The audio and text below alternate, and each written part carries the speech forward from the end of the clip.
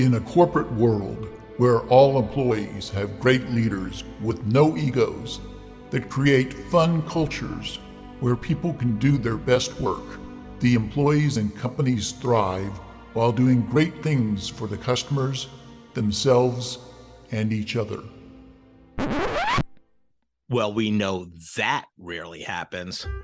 I'm Jeff Palacio. I have been a leader for over 40 years for every t-shirt size company, from small 16 employees to extra large over 1 million. Please join me while I interview outstanding leaders that will share stories of great leadership and not so great. It will help you become a better leader while poking fun about all the crazy shit that happens in corporate America. Welcome to a special edition of the Corporate Couch. These episodes will be more of a love seat that focuses on one topic and will run 15 to 30 minutes. For each special edition episode, you will hear from one or more outstanding leaders sharing their expertise on the most important challenges in corporate America today. Mark, it's hard to believe this is the October 2025. It's 5 o'clock somewhere special edition, so we're on a roll. Fourth quarter, rolling into the end of the year. It's shaping up to be a good year. I've had fun. Last month's episode, we talked about your book. So now you're a couple weeks, 3 weeks into the book launch. So how's that been going? I love it. It's been fun. I am, as you might know, I'm more of a marketing person than I am a writer. I guess I've written something, but I'm excited to be on the other side of putting it out there, giving some talks to a couple different groups, and then just the small surprises on people emailing, texting, tagging. It's been a busy month for saying that it turned out to be a good book. So I'm really pleased with it, and it continues to roll. And then traveling to the dark side at KU in November and the other dark side, Mizzou. Might have to do a competition amongst each other, like who will buy more of my books, either Mizzou there or you KU, go. Make it fun. So it's turning into some of that too with some students, which is always fun to talk to students in financial planning, or some of them have professional sales programs, which this is good for too. Let's say Mizzou buys 50 and KU buys 100, you can donate the proceeds from book 51 through 100 to the K-State charity of your choice. To K-State. There you go. The Wabash. Yes, Wabash Cannonball. I love it. I'll promote that. Yep. There you go. That's funny. And so, any learnings from the book launch? Like when you write your second book, what will you change? Yeah, there's a couple things. I don't think we talked about this last time, but I read it, and it will be on Audible, and it will be on whatever else is out there for my voice, my book. So I wouldn't do it different. I might just choose somebody else to read my book. It's a lot harder than you think. The guy that was in the studio with me, and it was called Evolution Studio. It's down on 31st near Broadway. And he was very patient with me. It took 2 meetings, and we're not done yet. Like, I'm sure like the publisher will call and say, can you go record these 5 areas that need to be cleaned up? It's harder to know when to pause, to say every word. They wanted as it was written. And some of the times I'm finally reading it and I realize how many words I add, or I add an S, or I don't pause at the right time, or I was like, I wrote that? Because that doesn't make sense to me, like now that I'm reading it out loud. So that was kind of a new experience, and I wasn't going to do it, but someone said it's a keepsake, it's your voice, do that. The next time I might say, it's fine for someone with a better voice than me to do it, that does it without all the start over, skip that. So that was fun. I will, I'll post when that's available, because I'm surprised. There's a lot of people that have asked for that. They'd rather listen to it, or they're running, or they're traveling, and that's what they do, is listen to a lot of things like podcasts. Same thing. Yeah, it's interesting because I have interviewed a lot of CEOs, founders that are dyslexic, and that's how they consume. They rather hear, the audio version. So, or Tony Robbins said it years ago, and I remembered it. Net time. Do it while you're doing something else. NET. No extra time. Net time is what Tony Robbins said about listening. And that was back in the day when I was listening to, I don't know if you remember, Date with Destiny was his big deal, maybe 20 years ago. Yeah. Personal Power. I've listened to all of Tony Robbins stuff. I love that Netflix special documentary, I Am Not Your Guru. That's fantastic. Yeah, Yeah. the shock factor, he's good at it. I haven't seen it, but I'm sure that's involved in those videos, right? Oh yeah, yeah, he's really good. Yeah, and for me, I was pleasantly surprised. You said I was, when we talked, maybe on last month's podcast, I don't know, but you said I was mentioned in the book, but I get a short chapter in there, so thank you for doing that. I was very surprised and honored. But yeah, I just love the book. I think it's not only inspirational, it's practical, and like I said in my Amazon review of the book. I mean, it just brings out, you're generous in both thought and action. I immediately went to the follow-up section because that's where I need improvement. I'd like to help people. I write down, hey, I'm going to introduce you to so and so, and I go back and I'm like, oh man, that was a month ago. I met with that person, and I still haven't done And it still happens to me. It still happens to me. Yeah. Yes. And I feel bad, but like anything else, you just got to do. You got to do it, right? But how do you, what is exact? And I know you mentioned in the book, but what exactly kind of is your thought process? So, say you met with somebody new today, you had 2 introductions, and you were going to send them 2 articles. What is your kind of process? Yeah, having templates is more than anything. So a lot of people I meet with, I warn them, like, I have a template, so I'm not spending 2 hours writing you. It's something I've developed over time, and I build on that template. I create content and blogs, and then when something comes up, a reason to share it, I do.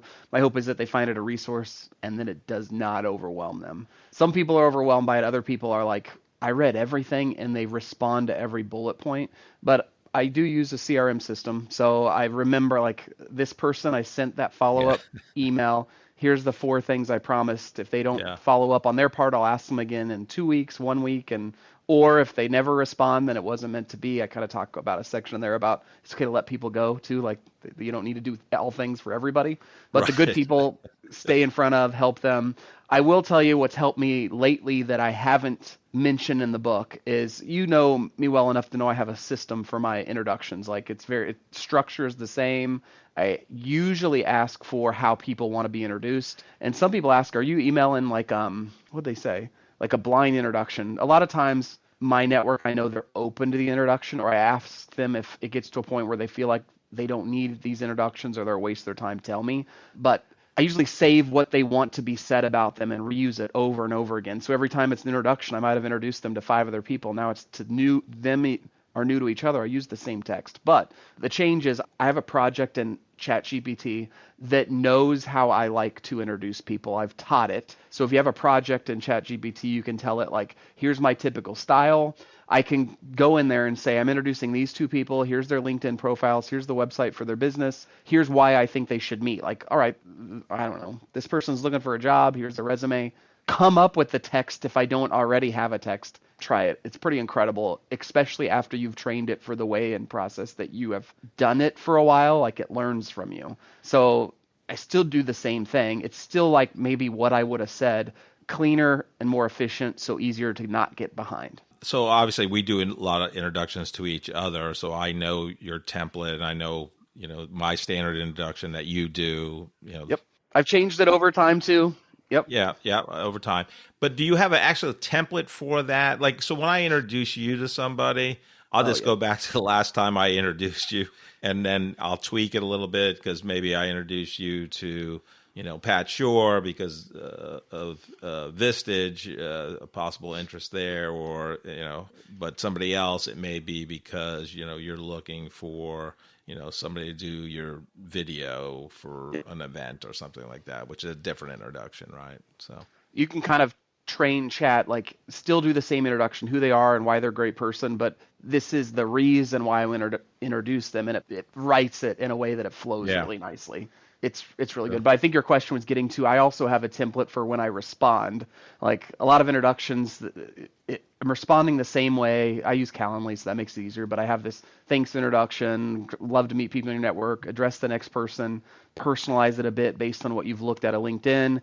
But it's a template. So I pull it up, customize, respond. So it's turned into a process. So if you've introduced me to 5 people, you notice it's a template, but the person that I'm being introduced to for the first time doesn't know it. Yeah. So it's in all things, efficiency is key to keep up with it all. Yeah, because you probably have done over 100 introductions for me over 10 years. So I track all of them too, which is crazy. I could tell you every person I've introduced you to, and vice versa.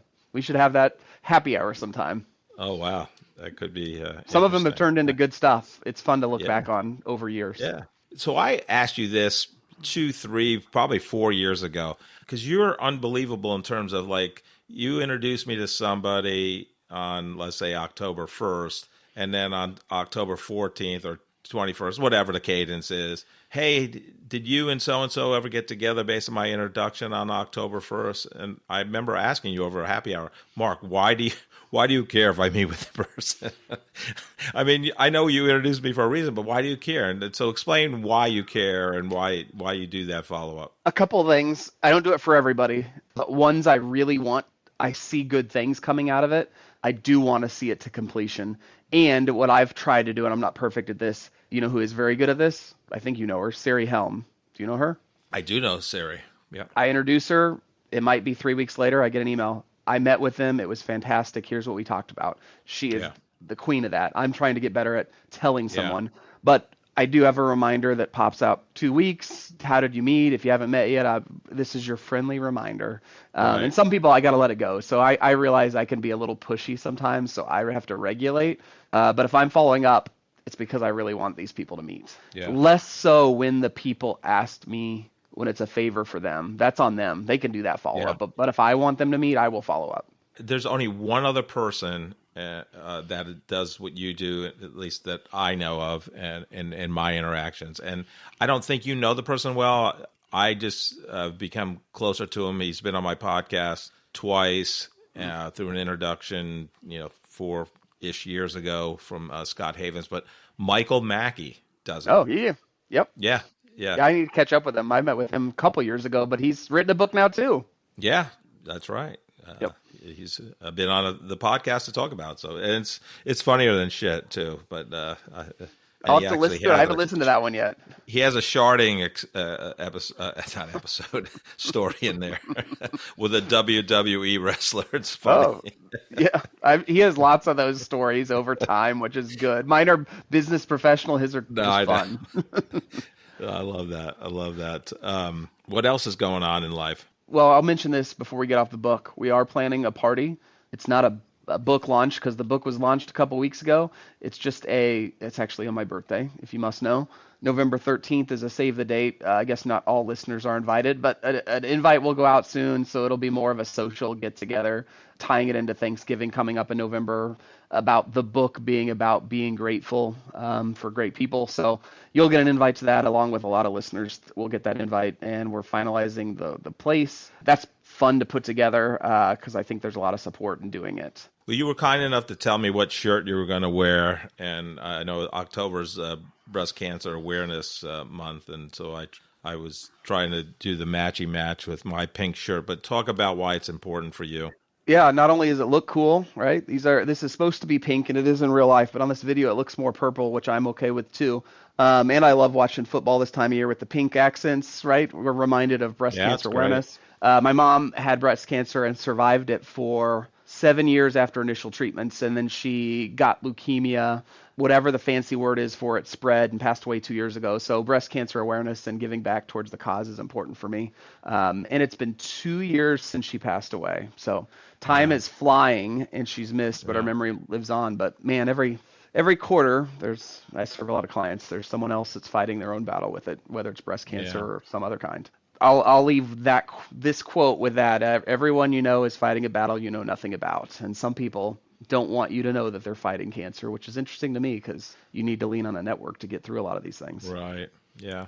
Well, I think part of it is, people start, treating you differently and things like that. But yeah, there's no right or wrong answer. I was raised in a family where you don't talk about money and you don't talk about health. So it's just interesting that my dad beat mantle cell lymphoma this time last year. It is actually his birthday today. Wow. He spent 2 weeks in KU Med, came and lived with me for a couple months, and KU Med is amazing. They do good work, and that means he's been in remission it was around this time when he got out last year. So for some people that works, and getting treatment is the answer. And KU Med, Mayo is another place that's wonderful too. Yeah.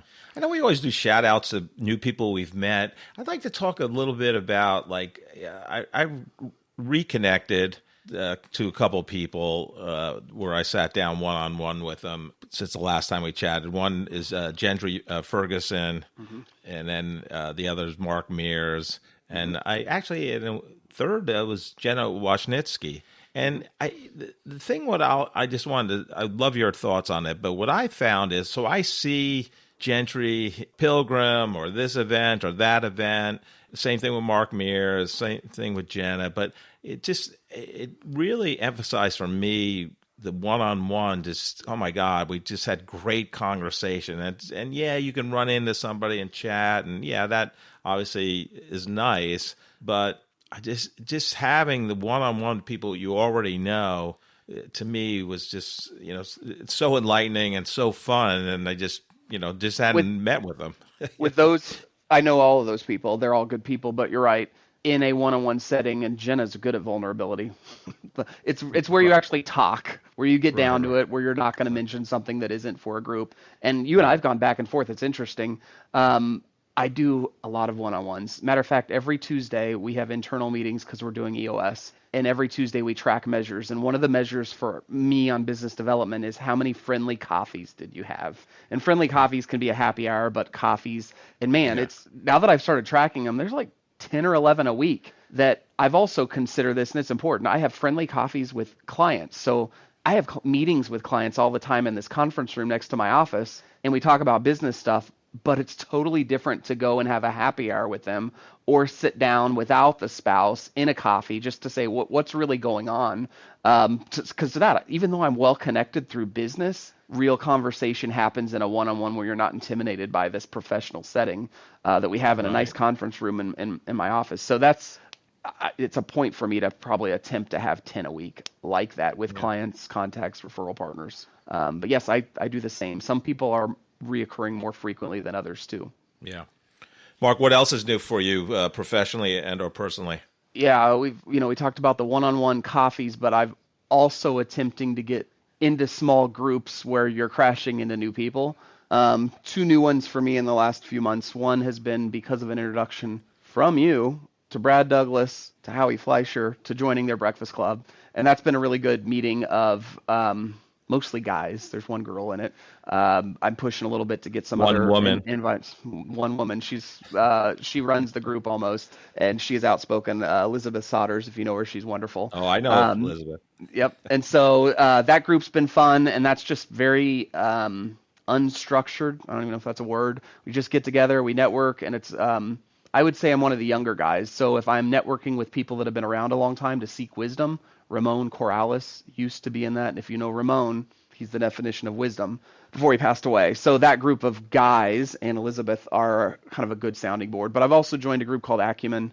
I was dating a couple groups around town that do peer advisory like you and I used to do in Introducing Awesome. And Acumen rose to the top because faith is a primary focus in addition to your business. So that's important to me, raising kids Catholic. So that group has been wonderful. And Billy Hodis is the growth catalyst coach. And there's 15 business owners in my group. We've had 2 meetings, so I'm still getting to know them. The trust is building, and it's supposed to be a group that you can come to with business issues, successes, and grow together and celebrate together and do a once-a-year trip. We just booked a Christmas party coming up because that's almost here. So that's been good, but to keep faith at the forefront of how you're running your business, which is just doing good. It doesn't have to be Catholic. It's just faith in general. Right. So that's been fun for me. And there's multiple Acumen groups in town. So I'll be inviting you to Jack Canfield's coming and speaking at the Fiorella's. How do you say that? Fiorella's? I always say it wrong. Fiorella's. Yeah, I say it wrong. Down south here. But that's where all Acumen groups get together, and you can invite other people to see great speakers once a quarter. So that's been fun for me to meet business owners that are more towards the plaza in downtown because that's where the group is meeting.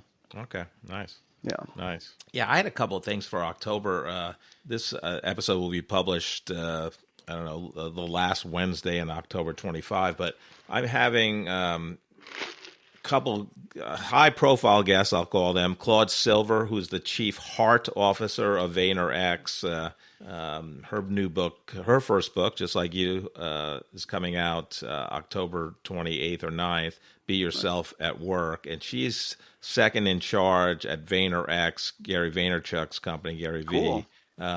She's been with him like 11 years, and I love. Where's she located? In New York. Nice. In the city is the office. But yeah, we had I think the best conversation on the podcast, on my podcast I've ever had with somebody I didn't know prior. Like the first time I met her is when, we saw each other on the screen. So that was a pretty, and she is, I follow her. Brad Hill, who you introduced me to Claude, and she's just phenomenal in her thinking, and her book is going to be great. I got a preview copy. So yeah, and then I had 2 of the 3 co-founders of Roback. It's a premium athleisure brand, and that you wear. I've seen you wear it. Yeah, actually, what I did the interview, which was back in July. Yep. And here we are in October. That's going to be published October 20th. Claude Silvers is going to be published on October 27th. And I did a special event at the podcast based on the Heartland Digital Asset Exchange event on September 9th. And I used the Hive co-working studio. They have a brand new podcast studio. I'm sorry, Hive is a co-working space. They just launched their podcast studio, and Joe Deshawn, my producer, and I were the first one to use it. So we interviewed Esther George, the former Federal Reserve Bank of Kansas City president, and people from leaders from Coinbase, Stellar Forge, Michael Cantu, that's a local company. Esther George, she owns her opinions. I don't know if you got that out of her. She's very a confident woman. I'll just say that. Very confident. I love talking to her. It was cool because she was the first interview at that studio, and they had a investor breakfast at the Phoenix, and the Hive is right next to the Phoenix, just a block over, which is basically about 75 feet. And I had to go pick her up, and it was raining, meaning I walked over with an umbrella and walked her. So we had a nice conversation. Then I had to walk her over to the event space where the actual Heartland Digital Asset Exchange event was happening at the Magnolia venue. So yeah, we had a nice conversation. But yeah, it was fun. I interviewed, actually, Grant Cardone was at the event. I was going to ask about him. I saw those photos. And his twin brother I interviewed, which wasn't at the Hive because he did not attend, so I did it afterwards. But Heidi Lehman, the founder of the Heartland Digital Asset Exchange, had the event. It was phenomenal, and you should have been there because it was all about Web3, and Web3 is the Internet of Money. Yep. And you and every other of your peers out there that are wealth advisors and helping people need to understand this. And so you need to listen to my podcast with those 6 or 7 people. I launched that actually last week on October the 8th. So there you go. Good commercial. I will listen to him. And Heidi told me the same thing. So I didn't realize... They're going to have it annually, so we'll see. I didn't realize how big of a deal it was. She didn't talk about it as much of it was, and I knew you mentioned that it was coming, but she was very nonchalant about it. I'm putting together an event, right? And it was like, no, you put together a really Fidelity was event. there. Pocinelli was one of the sponsors. Mariner. Was a sponsor. Yeah, I mean, it was good, and I'm a neophyte in the space, but it taught me a lot, and it was just the intellectual horsepower in that room was off the charts. I mean, it was really good for her. Good. She's doing good stuff. Yeah, Mark, anything else you want to end with here on our October episode? Keep putting good stuff out there. We're going into grateful season with Thanksgiving coming up, so I'm excited about that, closing out a year that's kind of fun, and it's weird to start doing it, but my life coach is Kay Blonde, and the talking about 2026 starts in October. What's your word? What's your goal? Yeah, I'm in the middle of that season, which is fun too because it's building momentum on a good year. Thanks again for another great conversation, and congrats again on your book, your first book, and I know it's been an exciting time for you, so appreciate your partnership and more importantly, your friendship. I appreciate it, Jeff. Cheers. Thank you for listening to this special edition of the Corporate Couch. If you enjoyed the episode, I would love for you to take 2 minutes out of your day to rate us 5 stars and write a review. Please join me weekly where I interview great leaders that share their career journey and their leadership wisdom.